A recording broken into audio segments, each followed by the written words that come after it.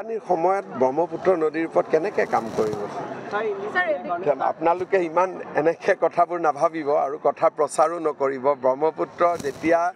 সোৱণশিৰি বা ব্ৰহ্মপুত্ৰ উজ্জীৱিত হৈ থাকে তেতিয়া দলঙৰ কাম 6 মাহ বন্ধ হৈ থাকে এইটো নিয়মে 2017 চনৰ পৰা আপোনাৰ বানপীড়িত লোকে ক্ষতিগ্ৰস্ত লোকে লখিমপুৰত সাহায্য পোৱা নাই এইটো মই শুনা নাই দেই এইটো এইটো হ'বই নোৱাৰে তেনেকুৱা আমাৰ লখিমপুৰত পাৰ্মানেন্ট ভিআইপি আৰু নাই আমাক এজন ভিআইপি কনচাৰ্টটো জাতীয় পৰিষদে এইটো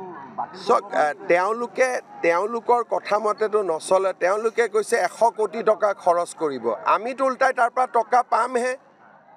আমি টকা দিব ক'ত গৈ আছো গতিকে লুৰিণজ্যোতি গগৈ বৰ্তমান তেওঁ মিছা কথা কোৱাৰ এটা মেচিনত পৰিণত হৈছে যে 100 কোটি টকা চৰকাৰে ব্যয় কৰিছে আমিতো 100 কোটি টকা তাৰ পৰা উপাৰ্জনহে কৰিম ব্যয় ক'ৰ পৰা কৰিম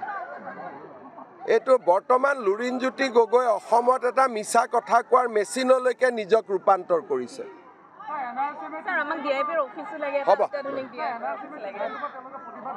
কোনে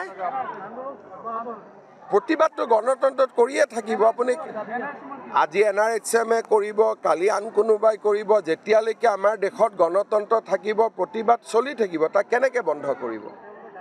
দাবীবিলাকতো মোৰ হাতত পৰিলে মই চাম কিন্তু সকলো দাবীটো কৰিব নোৱাৰি আমিতো চবেই কৰি আছো তেনেকুৱা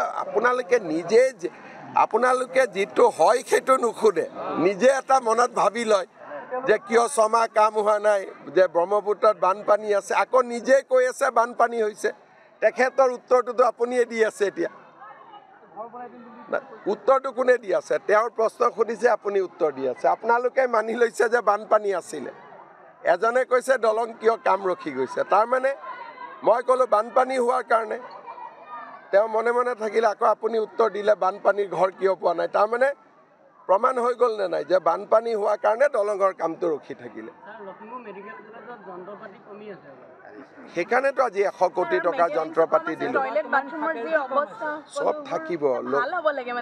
লখিমপুৰত আপোনালোকো লখিমপুৰতে জন্ম হৈছিলে মইতো ইয়াৰ চিভিল হস্পিটেল নিজে দেখিছিলোঁ তাতকৈ আজি আমি কিমান ভাল অৱস্থাত আছোঁ গতিকে ভালখিনি লিখি থাকিলে মানুহে উৎসাহ পাব আৰু ভাল কৰিব কিন্তু যদি ভাল কৰাৰ পিছত আপোনালোকে যদি প্ৰশ্ন সোধে দৰ্জাখন কিয় বেকা হৈ আছে তেতিয়া ভাল কৰিব অহা মানুহখিনি ডিমৰালাইজ হৈ যায় বোলে কৰিলেওতো কোনেও ভাল নকয় সেইকাৰণে আপোনালোকে ভাল ক'লে ডক্টৰ চিকিৎসকখিনিয়ে উৎসাহ পাব আৰু কৰিব আৰু বেয়া কৈ থাকিলে তেওঁলোকে ট্ৰেন্সফাৰ ল'ব